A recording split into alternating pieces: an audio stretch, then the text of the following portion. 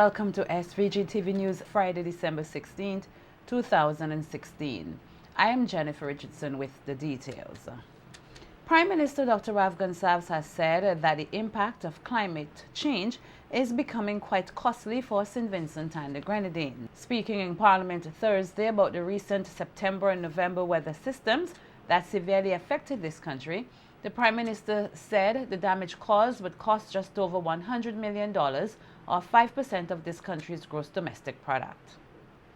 For that 2-month period, the damage and loss across the various ministries is in excess of 100 million Eastern Caribbean dollars, thus in excess of 5% of GDP, which is a big number. Mr. Speaker,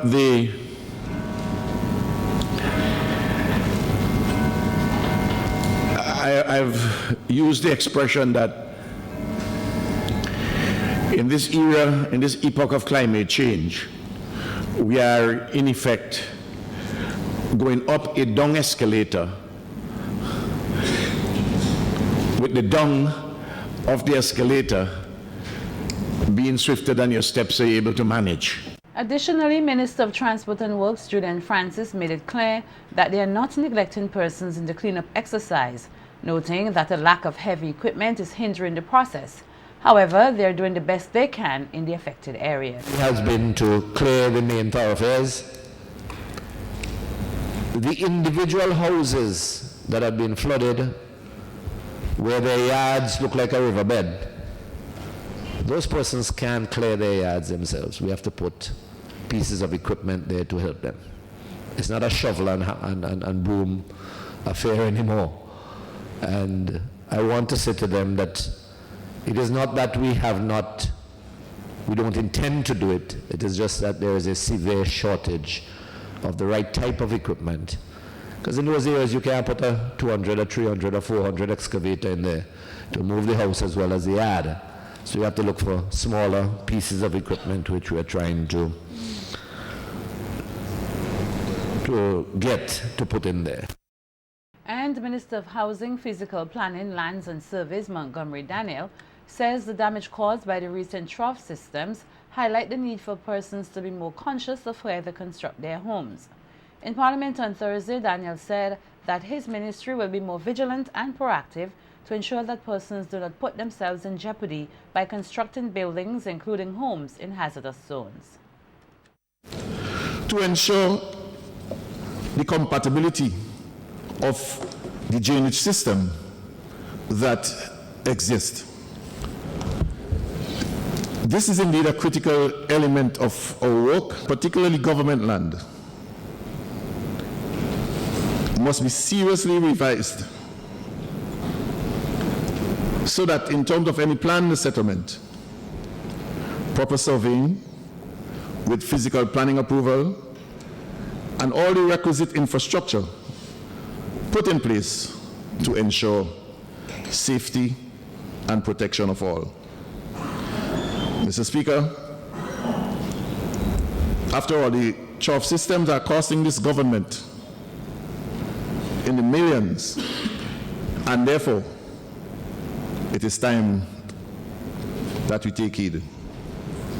Prime Minister Dr. Rav Gonsalves this week received a check for $150,000 from Taiwanese Ambassador Boshan Ger on behalf of the government of the Republic of China on Taiwan as a contribution to disaster relief for the severe impacts caused by the recent trough systems. Additionally, the Simply Help Foundation, a non-profit humanitarian organization funded by the Taiwanese diaspora in Los Angeles, USA, has donated a 20-foot container containing disaster relief goods valued at $100,000, which is scheduled to arrive here in January 2017. The grant will be used on immediate humanitarian efforts, while the relief goods will be distributed through a coordinated social network. Ambassador Ger expressed his solidarity and conveyed sympathies from the ROC President Tsai Ing-wen to those who suffered in the floods and prayed for a swift process of rehabilitation and recovery. The Ministry of Agriculture will be seeking to implement a rapid response exercise to beef up its efforts against the black sigatoka disease, which has disastrous effects for the banana industry. Speaking in Parliament on Thursday, Minister of Agriculture Sabota Caesar noted that a technical report by the Banana Services Unit states that aerial spraying to some crops has been halted due to high winds and many roads and bridges made impassable due to the recent trough system, preventing officers from reaching farms which need spraying to destroy the plant disease.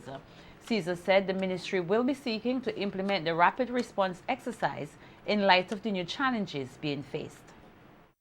Farmers are complaining that, especially farmers who had vehicles, who used to take their workers to the farm, that their workers don't want to walk from the new drop-off area to the farm. And tomorrow at Cabinet, Mr. Speaker, I have to table an estimate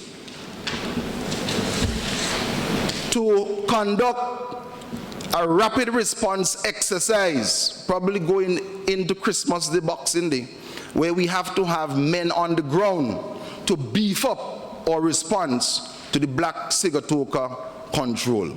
The winds are too high for the plane to go up. The ground team, the ground crews, they can't do their work because they have to arrive on farm with the chemical. And this is basically the shifting goalposts that we are facing in the sector. The Agriculture Minister also noted that during this period of climate change, SVG will face an onslaught on the landscape and said policymakers must now address the issue of feeder roads. And I am happy that the Honorable Prime Minister noted in his presentation that we are going to carefully study the matter and that a team is going to be in place to properly execute the rebuilding. Many of our roads, Mr. Speaker, are placed in dry river valleys, and we are seeing with the increase in rainfall over very short periods that rivers are migrating from their original courses, and we are not only losing many of our roads but a lot of our bridges. Caesar added that the ministry will also be seeking to restore damaged roads which subdivide many farmlands due to flood waters. On the issue of roads, and I'm saying all of this in the context of the discussion of climate change and addressing access to farms, there are many farmers who will benefit from improvement on the public roads. However, the road network which subdivides their lands, these roads are significantly damaged. And the Ministry of Agriculture, we are tabulating the information because it is another matter that we have to address. There is no infectious disease risk to the Vincentian public with the exposure of human remains caused by recent torrential rain, so says PAHO Technical Advisor Sally Edwards. Her statements came during a recent program where she spoke on the damage caused to several cemeteries across SVG, leaving human remains exposed. While the PAHO Technical Advisor highlighted the emotional concerns, she emphasized that residents in the affected areas need not to worry. I know that there will be a lot of questions in the community about using the rivers, using the sea, but I would like to re-emphasize that there is no public health risk from eating the fish or from using the water. The pathogens are not in the remains any longer, but there is a big traumatic element to the loss in these circumstances. Pathogens die in the human body very quickly after a person passes away, and usually long before we bury them in our communities. Most pathogens die within 48 hours of somebody passing away. In addition, the embalming process will hasten the die-off of the pathogens. So the public health issue is not one of infectious diseases, it is one of psychological trauma. Meanwhile, PAHO's country specialist Anique Wilson outlined some of PAHO's efforts to help bring the affected communities back to some sort of normalcy. The health organization continues to provide technical cooperation to St. Vincent, and this trough system is nothing in exception. What we have been doing, the ministry has asked for assistance in terms of generators and water tanks, and we are presently working on that. We also noted that there were some issues with the Smart Hospital in Georgetown. There was some leakage, and at present we have the Smart Hospital consultant who has visited the hospital, made recommendations, and we are presently addressing the leakage issue. Apart from that, we're going to be working with the Ministry of Health and the Environment to provide psychosocial support to the residents of the affected areas. The much anticipated book by local historian Dr. Adrian Fraser, The 1935 Riots from Rights to Adult Suffrage, was officially launched last evening at French's house. The book, described as a national treasure, was well received by those in attendance. Minister of Education Sinclair Prince congratulated Dr. Fraser on his accomplishment and expressed his pride with the publication of the book, which he says highlights an important segment of SVG's colorful history. Prince said he hopes history teachers make it an essential reading piece for students. That he has continued to labor in the vineyard to educate the public on aspects of our history is to be commended. And that is why this new publication is so important. It tells us about a significant period in our development. A period which most Vincentians have barely heard about, but which in some way has shaped the development path of the place called St. Vincent and the Grenadines. It was the aggressive stirrings of a people trying to find and assert themselves under an oppressive colonial construct, which itself was a holdover of a most brutal part of their history. A people shook themselves awake as a result of and in spite of their condition. A call has been made for motorists and pedestrians alike to work with the Royal St. Vincent and the Grenadines Police Force to ensure safety on the roads and allowing for a smooth flow of traffic in and out of capital Kingstown during this festive season. The call came from Sergeant Henry Providence, who noted that during this time of year there is normally a buildup of traffic to and from Kingstown, and assured the public that members of the traffic department will be out in their numbers to facilitate the smooth flow of traffic. So you're going to see police at very odd hours on the road. So we have staggered our working hours in a sense. You're going to see us more early on the road, and also you're going to see us more late at night, because we understand that, yes, it's Christmas. Volume of traffic in Kingstown and suburbs has intensified, and there's a need for us to be there to ensure that motorists, the general public on a whole, moves from one point to the other, free and uninterrupted as much as possible.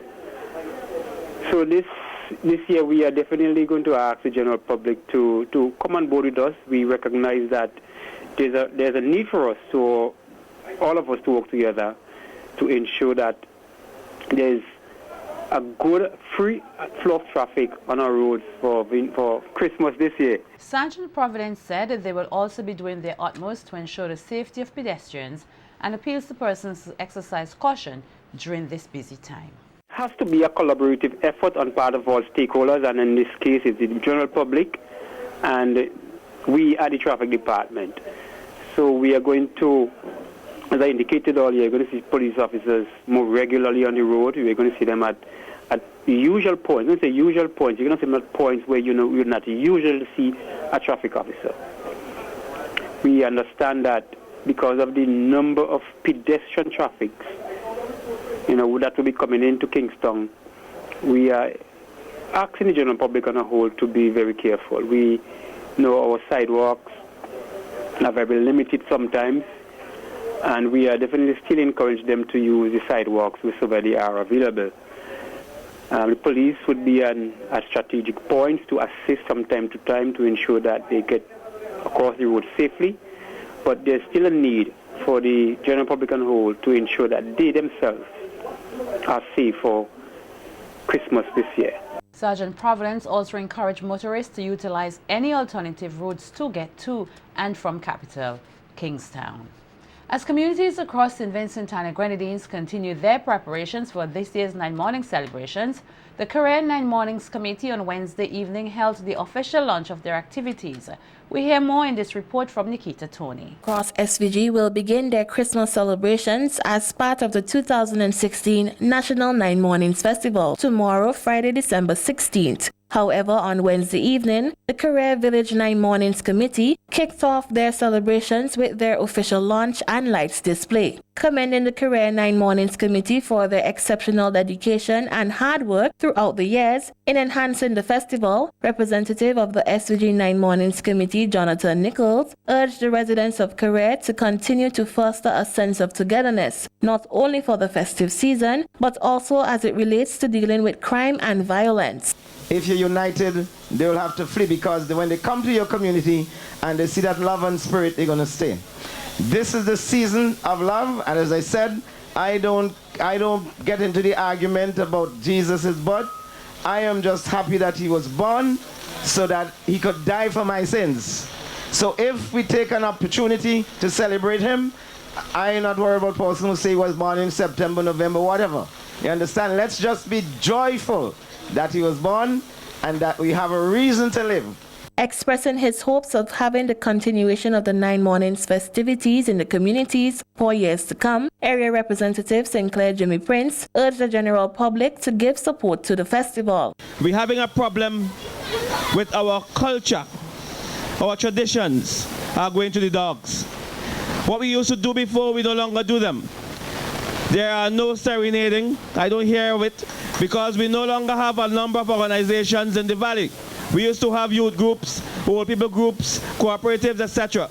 But we're losing all of that. So when people take their time off and they put together these programs, we have to applaud them. I hope to see you again. I hope that you will take part in it, that you'll come spontaneously and do what you have to do, and that you would be able to be entertained, and your Christmas season, as a result of these Nine Mornings activities, will be better. As the celebrations for the festive season continue, Vincentians and visitors alike are being urged to go out, support and participate in at least one of the activities taking place across the country. Nikita Tony reporting for SVG-TV News. Celebrating 13 years of participation in the National Nine Mornings celebrations, the Richland Park Nine Mornings Committee last evening officially launched its 2016 festivities under the theme Bridging the Gap with Love. In an interview with SVG-TV News earlier today, coordinator of the committee, Danroy Ballantyne, pointed out that efforts were made to focus this year's celebrations on having a greater community involvement.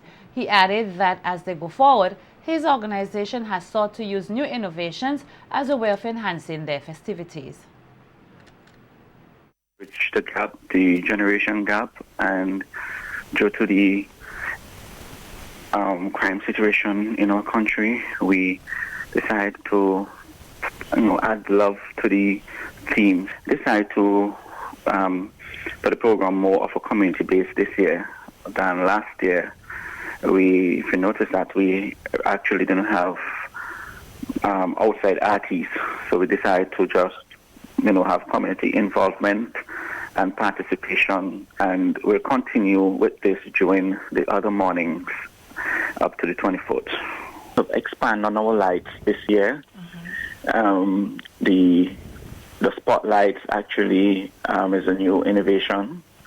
We have also inclusion of some solar lights that will, and we actually looking at moving that way in 2017, which will reduce our electricity costs. Under the theme Raising the Bar, the Point Massive organization last evening kicked off their celebrations for the 2016 Nine Mornings Festival. The community, which is known for its creative light displays, will join with 18 other Nine Mornings communities and lighten up the country as they celebrate a unique Vincentian tradition. Speaking at last evening's launch, Area Representative Montgomery Daniel commended the organization for their outstanding efforts in keeping the tradition alive. Point Massive, I must thank you very much for your hard work.